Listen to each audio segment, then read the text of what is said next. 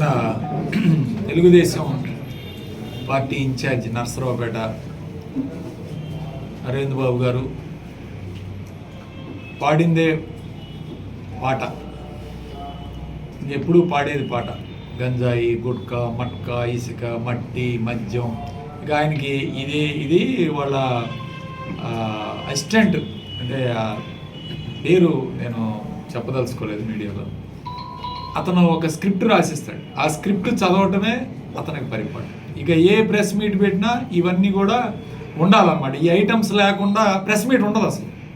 గోపిరెడ్డి మా మాట మాట్లాడితే ఇవన్నీ ఒక ఊత పథంలాగా వచ్చేయాలన్నమాట. ఇది ప్రెస్ మీట్ ఆయన సంక్షిప్తంగా. మేము ఒక ఛాలెంజ్ విసిరాం, అంటే సాక్ష్యాలు ఉంటే తీసుకొని రా అని చెప్పి, లేకపోతే మీడియా సోదరుల ముందు పెట్టండి, చర్చకు వస్తాం.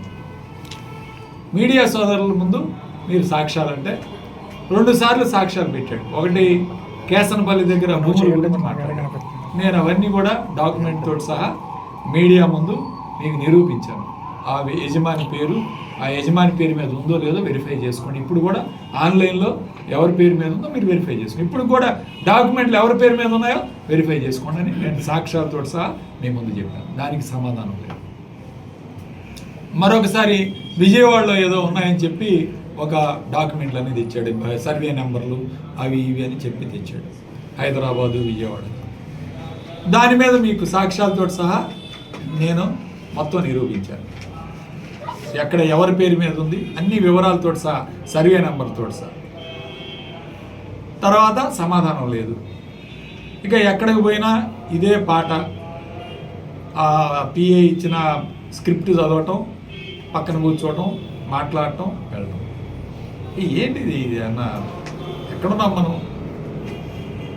ఛాలెంజ్ విసిరాం, వెళ్ళి కోటప్పకొండ అన్నాడు. కోటప్పకొండ ఆయనే పోయి పేపర్లు అక్కడ పెట్టి వచ్చాడు అన్నాడు. ఆ పేపర్ల కోసం మేము పంపిస్తే పేపర్లు కూడా లేవు. అదే ఇది ఒక అలవాటుగా ఏది పడితే అది మాట్లాడితే ప్రజలు నమ్ముతారు. అంటే ఒక అబద్ధాన్ని 100 సార్లు చెప్తే అది నిజం అయిపోద్ది అనే ఒక ఆలోచనతో పిచ్చిపట్టినట్టు మాట్లాడుతున్నారు తప్ప ఒక ఇన్సెక్యూరిటీ, అభద్రతా భావం. ఎందుకంటే ఇప్పుడు 4-5 అయ్యారు, ఏం చేయాలో అర్థం కాదు. ఎమ్మెల్యే గారిని తిడితే నాకు ప్రచారం వచ్చింది అని చెప్పి మాట్లాడటం తప్ప ఏం లేదు. హత్య రాజకీయాల గురించి మాట్లాడాడు.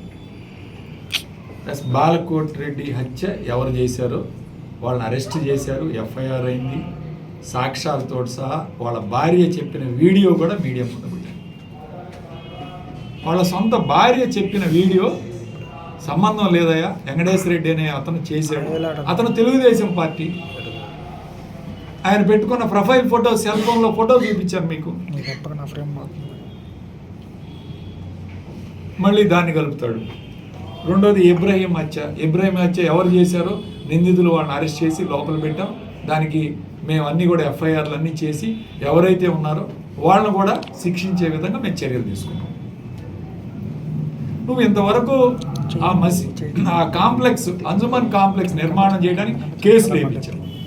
దాన్ని కూడా మేము ఛాలెంజ్గా తీసుకున్నాం. ఛాలెంజ్గా తీసుకొని వాళ్ళ హైకోర్టులో ఆర్డర్ ఇస్తే దాని మీద మేము ముఖ్యమంత్రి గారితో మాట్లాడి క్యాబినెట్లో పెట్టించి దాని పర్మిషన్ తీసుకొచ్చే కార్యక్రమం కూడా చేస్తాం. మేము అభివృద్ధి వైపు వెళ్తుంటే నిత్యం అడ్డుకోవాలి, దీన్ని ఆపాలి అని చెప్పి ఒక తాపత్రయంతో పనిచేస్తున్నాడు తప్ప వేరే ఏం లేదు. అవినీతి గురించి మాట్లాడాడు. ఆయనే చెబుతాడు, ఒకసారి 1000 కోట్లు అంటాడు, ఒకసారి 2000 కోట్లు అంటాడు, ఒకసారి 3000 కోట్లు అంటాడు, ఒకసారి 5000 కోట్లు అంటాడు. అంటే ఆ చెప్పే అబద్ధంలో కూడా ఆయనకి, ఆ రాసే స్క్రిప్ట్ చెప్పే అబద్ధాల్లో కూడా ఒక క్లారిటీ లేదు.